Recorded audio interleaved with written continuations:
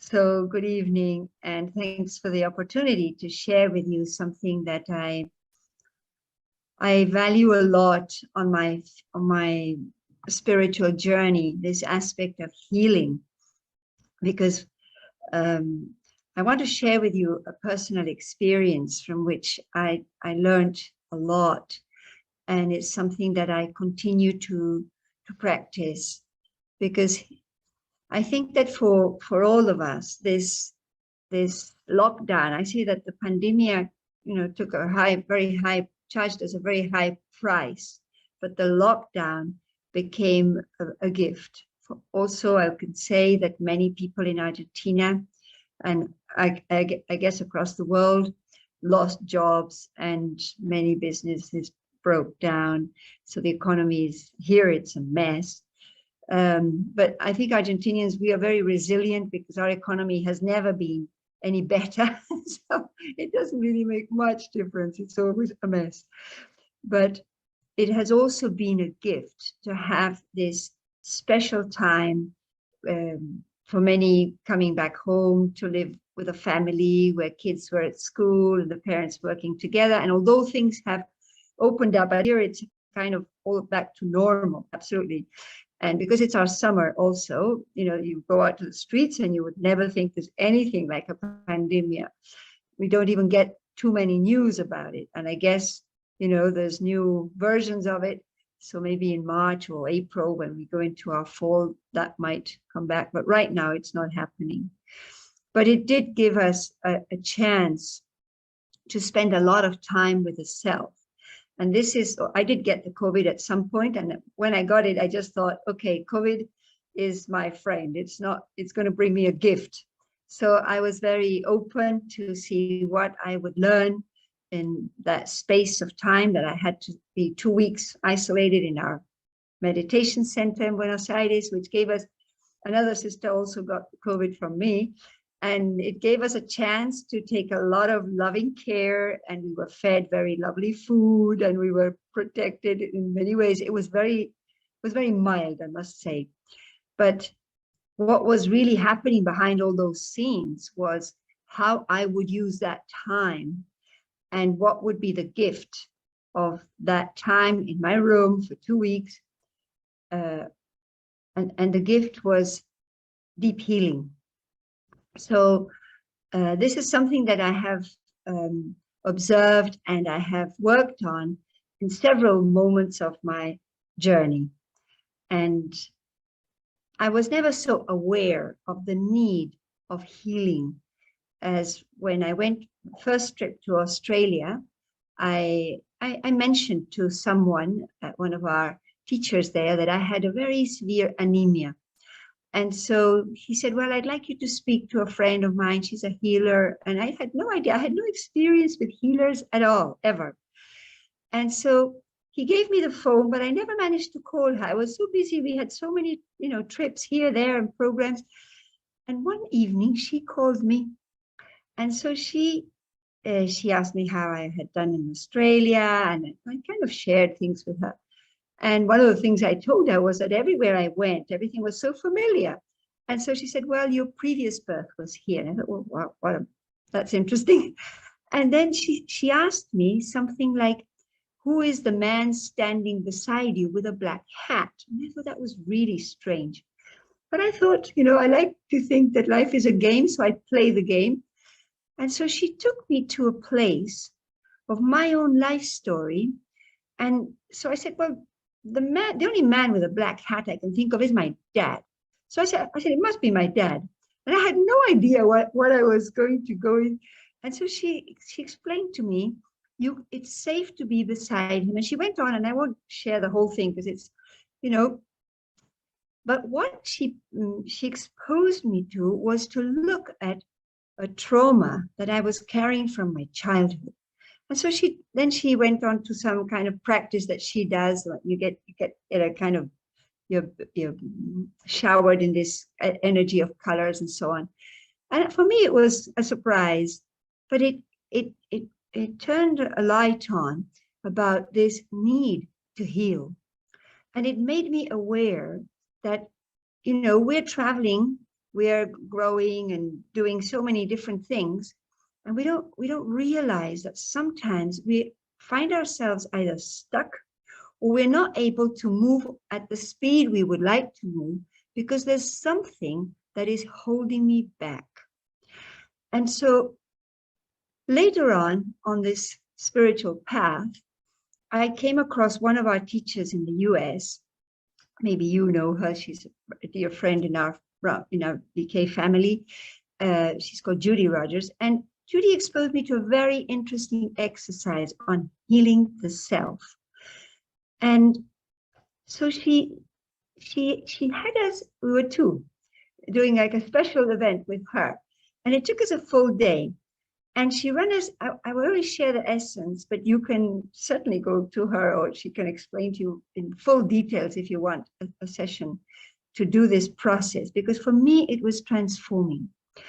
And so she told us that, we carry these experiences from childhood that have become some form of a pattern that becomes like a filter through which we look at life, events, people, relationships, and the way we perceive everything goes through that filter. And so the exercise was to identify, and so we learned how whatever experience we have a thought, and then that creates an experience or a feeling and an experience, and then we record that, and the heart stores this. So that creates like a pattern. And so the whole exercise on this healing trip was to identify, it was an exercise of going into myself, becoming very silent, very introspective, and opening the door of my heart, to look into my heart and to identify what was in my heart. It was very interesting. So we went in a meditation, we were walking through a forest, and suddenly we came across a door, and we opened the door and we walked into the heart. And so she kind of paused and we were able to look. And when you look into your heart, you can identify what exactly is sitting there. And so I connected with the same experience that the healer was talking to me many years before in Australia. And so that took me right back to my childhood, a very traumatic experience that I had gone through. And I can just share very essential. I was a vegetarian kid, and my father obliged me to become a non-veg in a very violent way. And so it became like a trauma. And what Judy was explaining to us is when you have a traumatic experience, you create thoughts around that, and then that creates a feeling, and the memory will be stored in my heart. So from that experience, what I recorded in my heart was that I cannot trust adults. And it was connected to love. Like if I'm being treated in this way, maybe I'm not worthy of love. And so I should be very careful. So this became a filter in the soul, a pattern through which I would then perceive. On my journey, I would perceive people. And when we want to be present, when we want to be happy, these patterns that are like recorded in the soul become like a handbrake, and they separate me from myself, from others, and from God or the divine. So in this exercise, we had to identify this, and it became very, very clear, these thoughts, these feelings, this experience, and the pattern. And then when I looked, along the path, I could see how that was affecting and how that was an influence in the way I related to everything. So then what Judy urged us to do was now have a conversation with your thought pattern. And if we were to do this now, we might identify in our heart more than one. We might find that we had several experiences which were traumatic or hurtful that created some kind of sorrow, some kind of pain in the soul. and they've been sitting there for decades.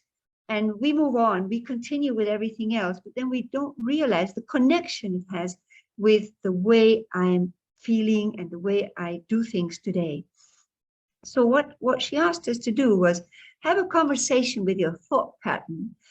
And we had to write a letter. So it was like, dear, and then I quoted on the paper the thought pattern, which I had identified. So I had to express that I became aware that you're sitting in my heart and have been there for a long time. But now it is time to go. It's time that I move on without you.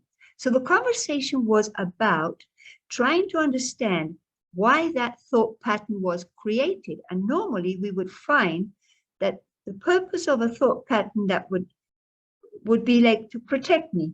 Somehow it was like a feeling of survival and protecting in terms of affection, affection. So because I would have to live with my parents, even if there was this violence inflicted in me, I would still want to trust them. But there was this thing that was in the, like a barrier somehow. So the reason why that was created was to protect me. So I had to become aware that I used that all this time to protect me. But now I was ready to let go.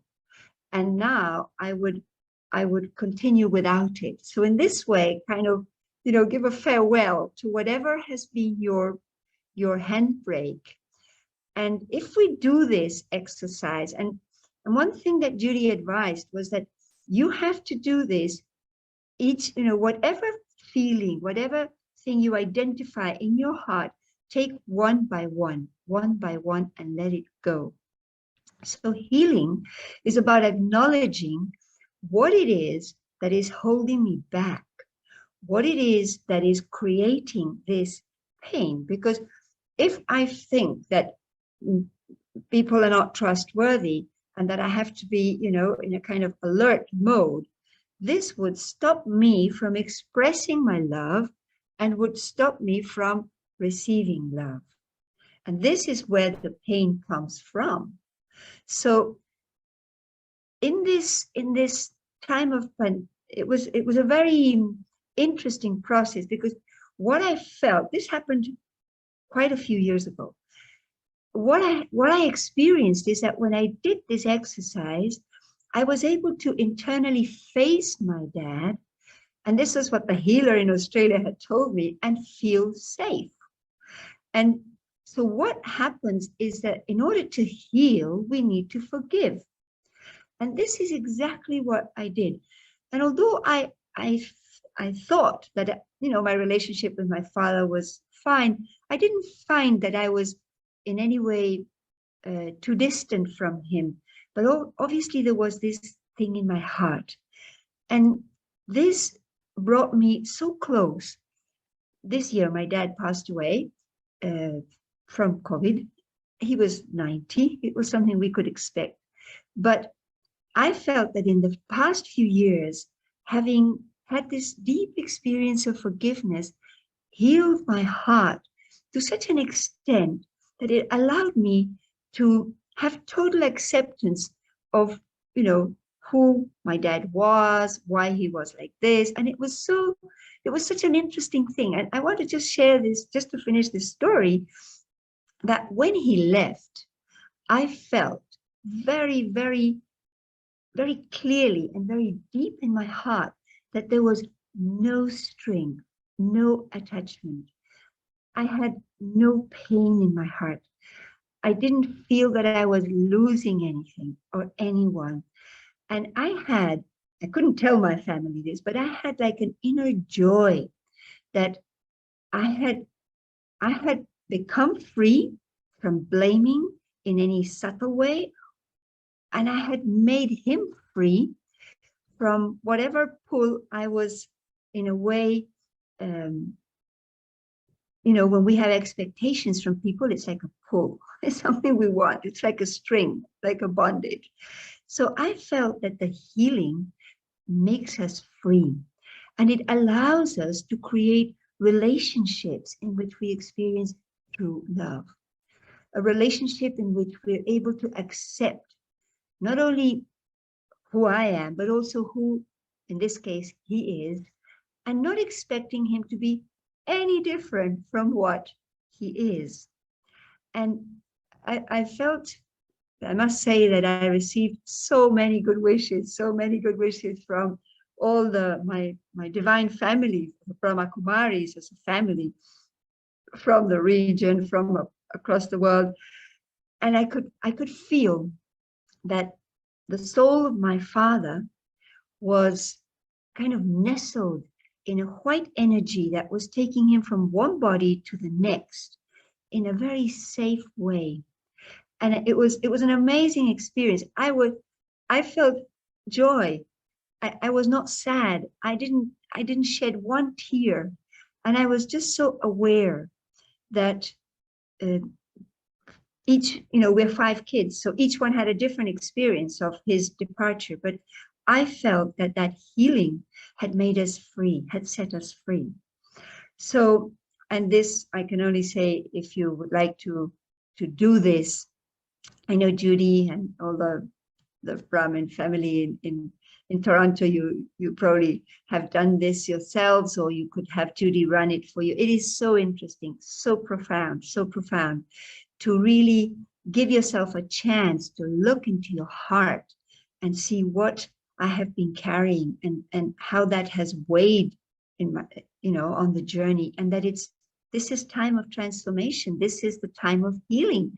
And this was the gift of COVID for the whole world, giving us time and a chance to become aware of opportunity and allowing us to ask ourselves, how am I today? And this is not a question to say, I'm a superficial question. This was the time and space for very deep observation, for very deep perception of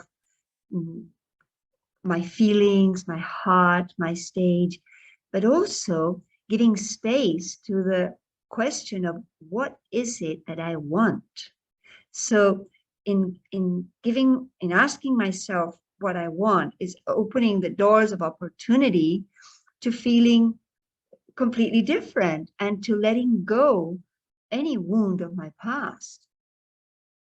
And sometimes we don't realize how it is that I am hurting myself on a daily basis.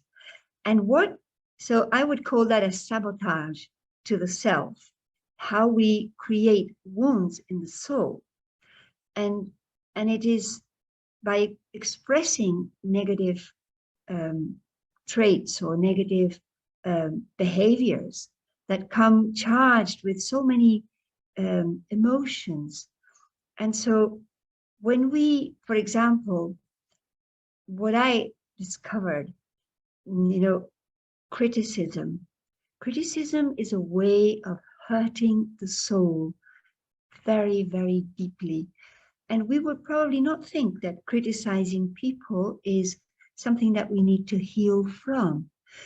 And because, everybody is entitled to give an opinion, and we think that we've legitimized talking about others, giving an opinion about everyone and everything. And because everybody does it, we might even think it's normal. But really, it is a way of hurting myself very deeply, because every time that I look at someone's weaknesses or their failures or their mistakes, and furthermore, I speak about it, I am breaking my own inner peace. I am depriving myself of my own tranquility, of being, stable within. And so it took me a while. For many years, I tried, I felt I was a critical person. And I know criticism is like cancer in the soul, and it's something that I think we all need to heal from. But I felt particularly that it was a weakness I needed to overcome. But I had never become aware of how much damage it causes to myself, to my relationships. And so healing from this behavior, it is not an original behavior of the soul. It is a learned behavior. It comes from our ego. And so an ego is not what I am. This is another learned behavior. And so criticism or even getting angry. Many years ago, talking to a scientist, a friend of mine who was in quantum physics, I told her I have this severe anemia. And she said, well, I said, I need to take care of this because it will, if it's something chronic, it might become leukemia. It could become leukemia. And so she said, you know, when the soul overcomes its anemia, the body will heal. I thought, wow, what a connection. And I had this conviction that whatever happens to the soul will happen to the body. So I looked back into, right back to my childhood. What was anemia in the soul?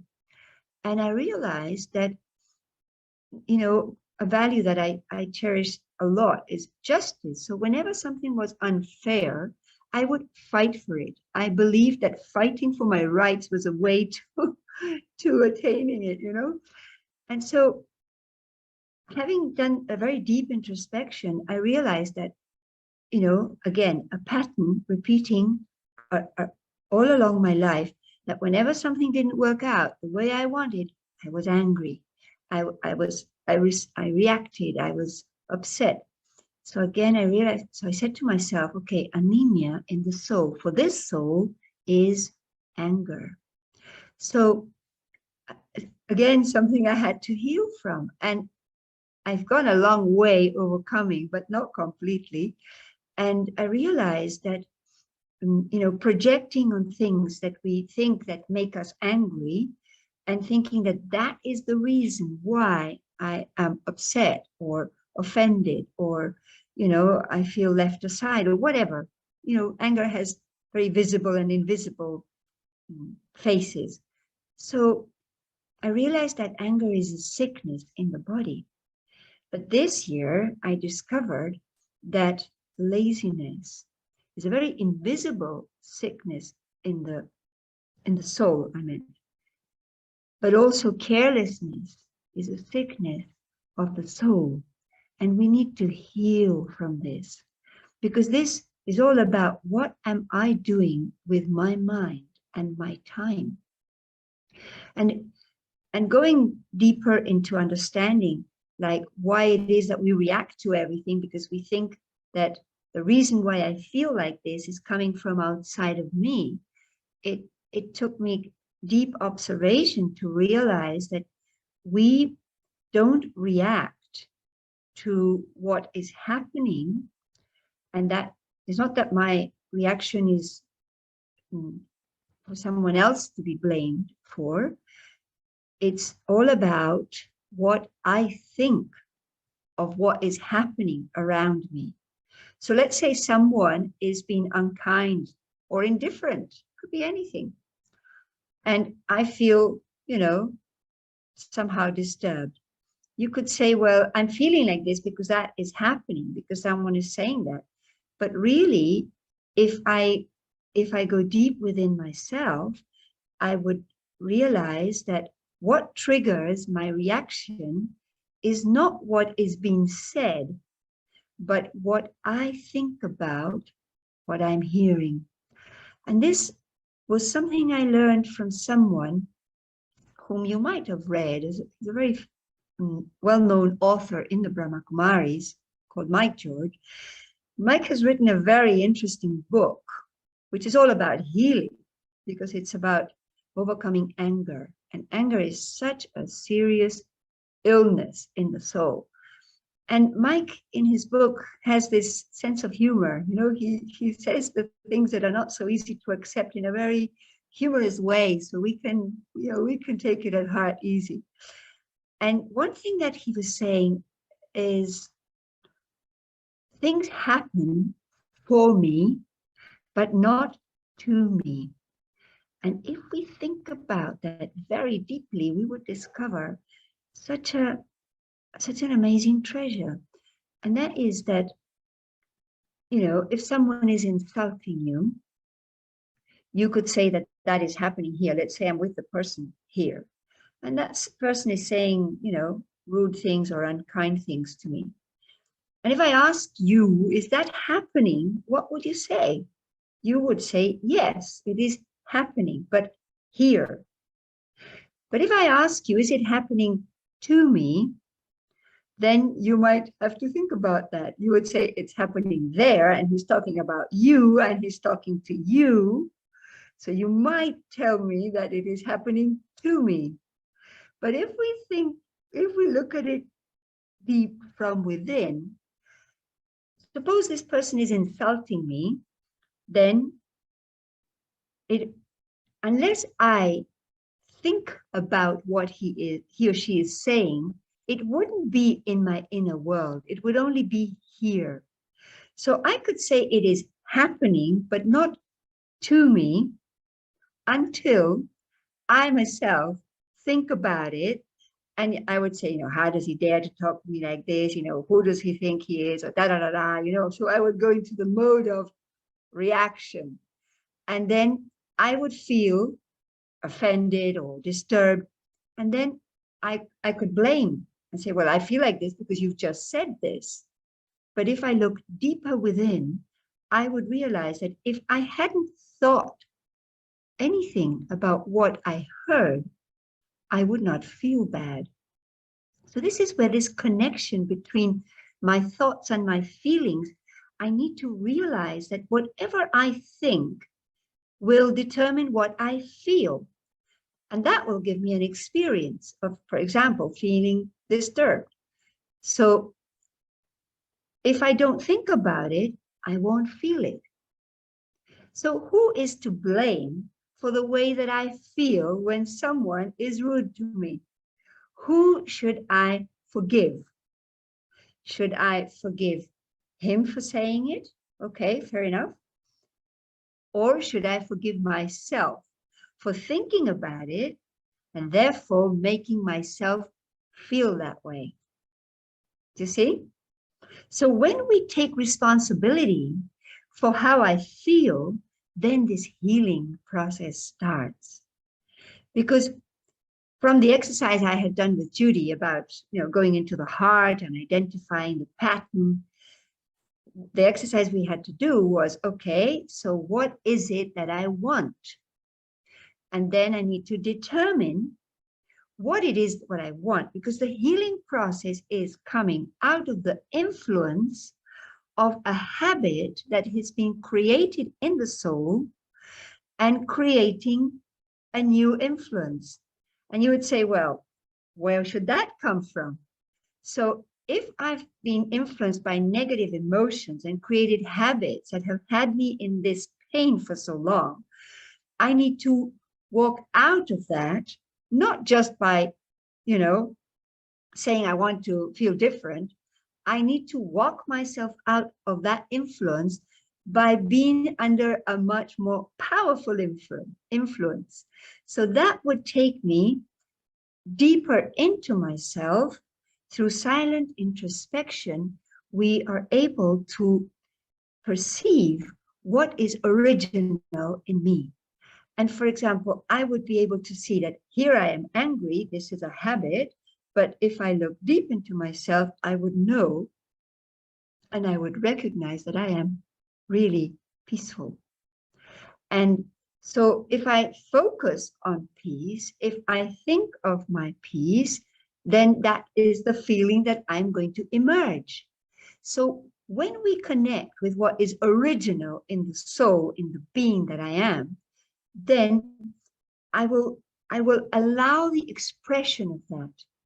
But it's easier said than done, because in order to be able to keep that focus rather than being pulled again and again back to old feelings, back to old patterns, back to, these very known behaviors with which I have identified. So the healing has to do with allowing something to die and allowing something to be born. And this is about who I think I am, because I may have gotten used to thinking that I was angry, aggressive. You know, I was always in Spanish, we would say like someone doing justice, you know, but I used to always have a cause. I couldn't stand anything unfair. So I kind of fought for it. And I thought that was a very interesting aspect of myself as someone who was fair. But getting angry doesn't make me an inch fair, you know, or any better than what I was objecting. So this identity of thinking that becoming angry was a form of power is something I need to let go. And I can only let it go when I realize that my real power is being peaceful and is being myself, really, because when I'm peaceful, I can be cool. And even if something unfair is happening, I don't need to react to it. I can respond to it.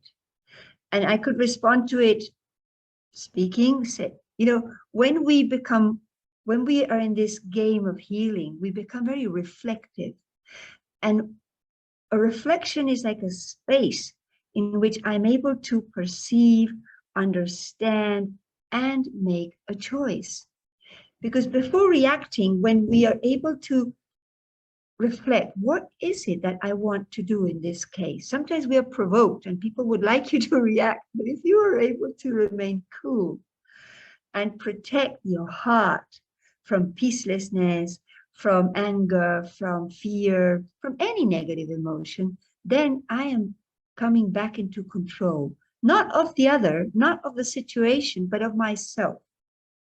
And this is really what when I'm able to express what I choose to express freely, and not under the compulsion of a reaction, because I'm under the trap of a habit that I've always been under. So this might take some time and a lot of determination, because healing goes in hands of a clear focus, a conscious choice, and a lot of determination power. So, but it's not something that I could say that I have done on my own. Definitely not, because the power of habits is huge. I mean, the domain of ego is such. And this is where meditation is our, what do you call it? I can't get the word in English. When you want to, well, doesn't matter. This is the great tool that we can use, meditation as a tool, as a means, not as an end, in which I can come back home into my silent observation and connect with myself, but I take it further into I need to go further into connecting with the source of my peace, with the source of true love. And this is where the real healing will take place. Because when we are able to go within and see that I am this pure spiritual energy and recognize that this is who I am, then from that perspective and vision, I'm able to recognize who I belong to. And it will take me to go deeper into silence, into a very fine perception of the divine, and realize that this is the source of peace and the source of love, unconditional love. And as much as the sun is the source of light and warmth for everything moving on the planet, especially, let's say, a flower, and the flower in its seed has its full content, but when the sunlight touches it, it allows it to awaken, and it allows the free expression of what is held within the seed. And then comes the sprout and the plant and the flower or fruits. It's a tree. So what happens to us when we are touched by the purest, unconditional, true love is that that which is lying within me, may be dormant or unseen for so long, awakens. And when my ability, when the love that I am is awakened, then I'm able to not only feel that, but express it. And that can be shared. So the true healing happens when God's love is able to heal the wounds of my past and touch my heart in such a way that I feel that I'm letting go, and those thoughts won't come again. I never again had those same thoughts about my father after I healed, you know? And so this is something that we need to play with. We need to dare and allow myself to open my heart to him. And I just want to finish before we do a meditation with a very beautiful practice that we have here in the Brahma Kumaris, in which we see God as not only the father of the soul, the eternal parent of the soul, and the source of power and virtue and beauty and light that empowers the soul, but God also as the mother of the soul. And this feminine energy that is in perfect balance within his being of as the divine, where there's the masculine and the feminine energy. So when we want to heal, we want the protection, but we want to be understood. We want to be embraced in complete acceptance. And when we have made mistakes and we feel guilty, it is difficult to heal because maybe I just can't forgive myself. So I need to go into this relationship, into this field of love, of total acceptance. And I need to be able to, meditation is not only observation or contemplation, but it is also conversation. And in this, I'm able to open my heart and share with my divine mother and father, both combined, what it is that I'm holding in my heart, with no shame, no guilt, no, I need to be able, because God will only love me. It is the only thing he can do, because he is the source of love. So there's no question of him condemning or blaming or, you know. So a beautiful practice that we do is we write letters to God. And this has been my experience for so many years, you know. Writing to him is like a conversation, because when we write, we put it on paper, it's as if it helps us to kind of put it out there, outside of me. And once I give it to him, I need to let go and understand that, you know, what will God do with anything, you know, any rubbish from my heart? He can only burn it in the fire of love. What else would he do? And if something is burned, it will disappear. It will disappear. So that is the experience that we can take from him when he cleanses. He sees his children with so much love, and all he wants is us to come close to him. And coming close to him is like just seeing not only myself as a spiritual being, but seeing him as the divine, and coming as a child, as a worthy child of his love. And so maybe we have been deprived of love for so long. I mean, the whole world, all we need is love. There's the song, all we need is love, right? So when we come into this orb of love, then the soul is nourished. And when when we are connected to that love that is within us, then we are ready to let go. And this we need to do again and again and again, because there are many different things that we need to heal from, but especially from our own negative thinking. We have to become aware, what words do I speak to talk about myself? So I'll stop here, because we're going to do a brief meditation, but I would like us to go into an experience of this healing power of love. So I'd like to invite you to sit comfortably and take a deep breath. Make sure your body is relaxed and comfortable. And let us bring all our attention inward. Let me take all my attention to a very sacred space behind my eyes. And let me observe myself. Let me feel my presence. I am in my company, aware that I am spiritual energy, the living force in this body. I am the energy that looks through my eyes, that hears through my ears, that perceives the world around me. But I am a minute energy, like a point of light.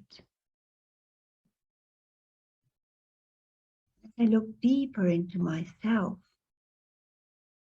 I can see that I have many memories of many experiences of my past. They're stored in the soul in the form of habits. But if I look deeper into myself, I'm able to connect with very cool, calm, peaceful energy.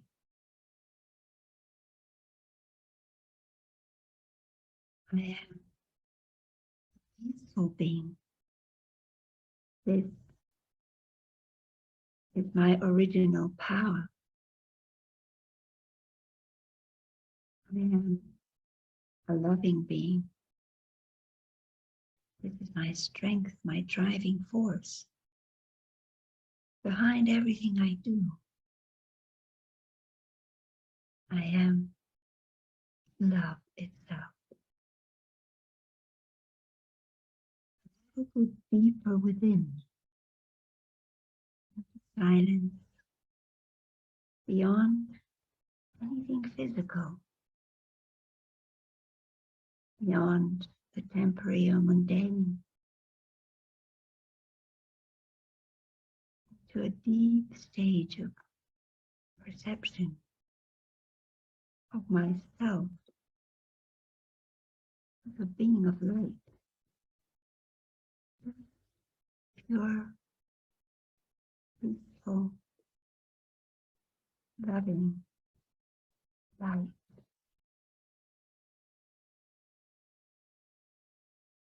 This awareness,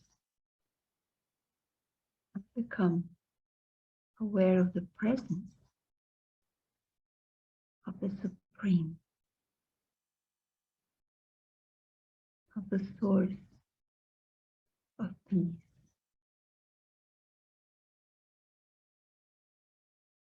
And I become aware of how this vibration goes right across every corner of the soul.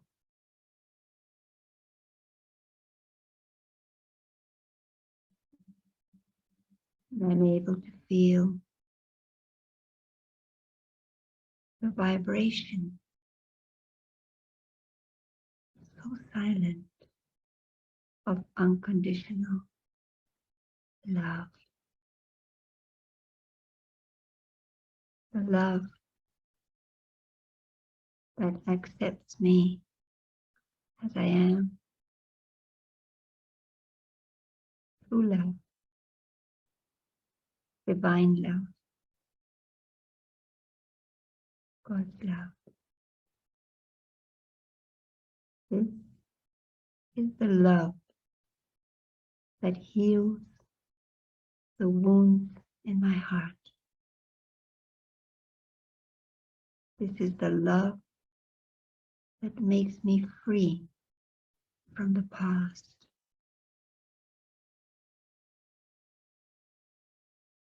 This is the love that nurtures my heart and allows me to be who I am, the real me.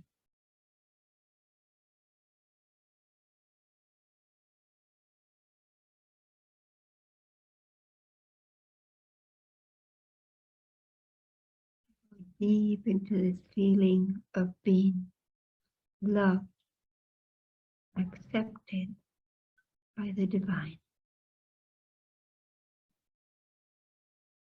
eternal Mother and Father.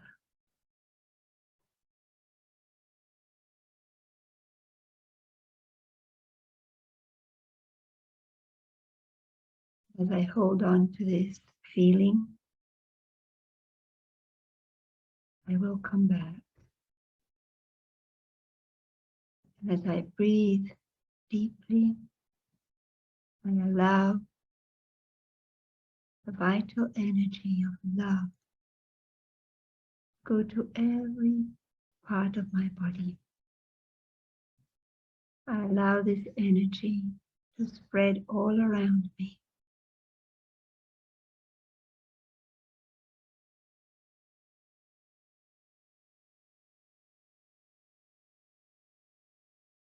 Om Shanti.